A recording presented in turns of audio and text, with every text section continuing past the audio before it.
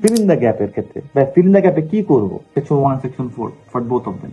পার্থক্যটা একটু বুঝি। Section 1 much more informal than section 4।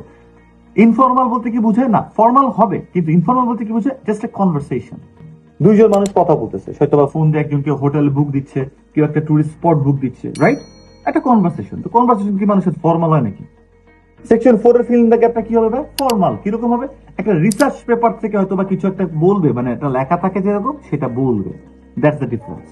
তো ওই জন্য ফর্মালের ক্ষেত্রে তোমার একটু সাইন্টিফিক ওয়ার্ড আসবে, রিসার্চ বেসড ওয়ার্ড আসবে, ওইটাতে সেকশন 1 এটা আসে না।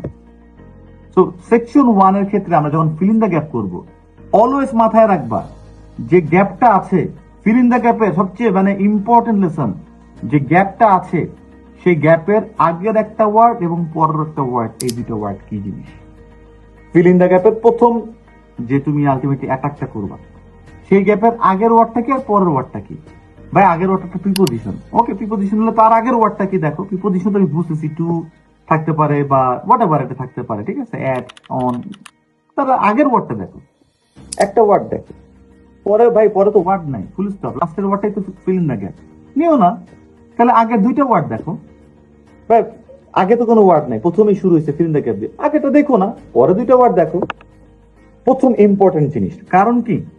কারণ হচ্ছে ওই যে কথাটা বা ওই শব্দটা, তবে লাইনটার ভিতরেই ওই শব্দটা থাকবে যেটা মিসিং আছে। তো আমি যদি পরের দুইটা ওয়ার্ড দেখতে পারি, অনেকে ভাই বলে ভাই একটা ওয়ার্ড দেখে আমার কুলায় না, আর একটা ওয়ার্ড দেখতে হবে, তাহলে দুইটা ওয়ার্ড দেখো।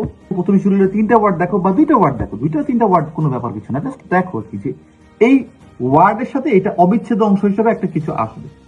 তো ফার্স্ট হচ্ছে কি আগের একটা ওয়ার্ড পরের একটা ওয়ার্ড।